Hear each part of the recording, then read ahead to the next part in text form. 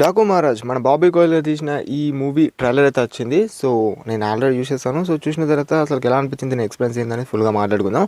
First of all మన బాలకృష్ణ గారు 2 variation అయితే కనిపిస్తున్నారు అన్నట్టు అయితే అర్థమైపోతుంది. ఒక డావు మహారాజు, ఇంకొకటి నానాజీ అంట. సో అది నేమ్ రియలా కాదా అని తెలియదు, ఎందుకంటే ఒక చిన్న పిల్లకు మన బాలకృష్ణ గారు చెప్పేటప్పుడు అయితే ఆ ట్రైలర్లో విన్నాము. ఓకే, ఇక్కడ నానాజీ అనే క్యారెక్టర్ గురించి మనం ఒక నార్మల్గా మాట్లాడుకుందాం భయ. అది రియలో కాదు పక్కకెట్టని ఫస్ట్ ట్రైలర్ గురించి మాట్లాడుకుంటే, ఈ పిల్ల కోసం మన బాలకృష్ణ గారు ఏదైనా చేస్తారు, తనకంటే ఒక ఫ్యామిలీ కూడా ఉంటుంది అన్నట్టయితే మనకు ఒక ట్రైలర్లో అయితే చూపెట్టేస్తారు. అది మనకు అర్థమైపోతుంది మన బాలకృష్ణ గారు ఆ పిల్ల కోసం ఏం చేస్తున్నారు, మళ్ళీ ఆ పిల్లకు ఉన్న ఏదైనా ఫ్లాష్ బ్యాక్ ఉందా, మరి ఏంటి అనేది మూవీ చూసి మనం తెలుసుకోవాలి. నాకు తెలిసిన వాటికి అదే అనుకుంటున్నా.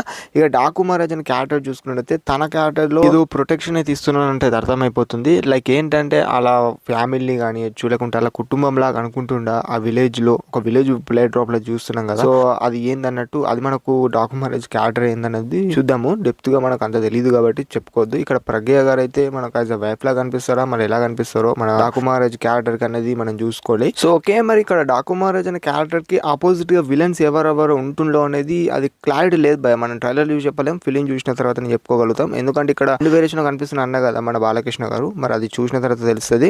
అది పక్కకు పెడితే ఇక్కడ ట్రైనింగ్ ఇస్తున్నారు అండ్ ఆ విలేజ్ ప్లే డ్రాప్ అయితే కొంచెం చూపెట్టారు ఆ ట్రైలర్ లో. మీ ఒపీనియన్ ఏందని కామెంట్ చేయండి. మన డాకు మహారాజ్ అనే క్యారెక్టర్ పైన, కృష్ణ గారి క్యారెక్టర్ పైన మీ ఒపీనియన్ ఏంది కామెంట్ చేయండి. ఇక్కడ యంగ్ క్యారెక్టర్ లో మన బాలకృష్ణ గారు ఆ విలేజ్ కి ఎంటర్ అయినట్టు కనిపిస్తున్నారు అండ్ యాజ్ వెల్ యాజ్ ఈ ఫిలిం లో మన శ్రద్ధ గారు అయితే కూడా ఉన్నట్టు అర్థమైపోతుంది.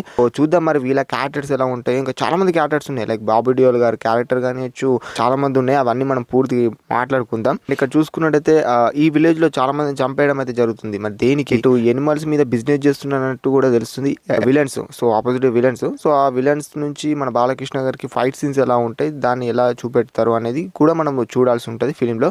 Main characters, main villain characters కూడా యాడ్ చేసిండ్రు.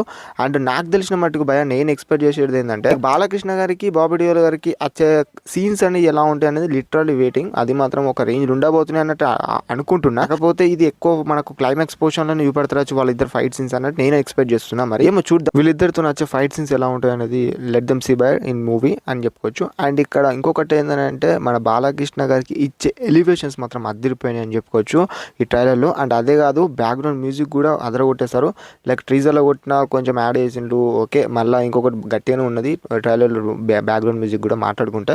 ఓకేనా, ఇలా చెప్పుకుంటే ట్రైలర్ గురించి అయితే ఇవైతే ఉన్నాయి. అండ్ ఇంకా చెప్పుకోవాలంటే ట్రైలర్ గురించి just waiting for the 12th date భయ. డాకు మహారాజ్ మూవీ ఆ రోజు రిలీజ్ అవుతుంది జనవరిలో. సో మనకు బాలకృష్ణ గారి మూవీని చూడాలనుకుంటున్నారు అండ్ ఎంతమంది ఏ మూవీకి వెళ్తున్నారు ఈ సంక్రాంతికి అనేది కామెంట్ చేయడం మర్చిపోకండి.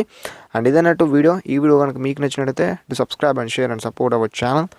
మళ్ళీ మరిన్ని మంచిలో కలుసుకుందాం. అంతా సరే, బాయ్ అండ్ టాటా గైస్.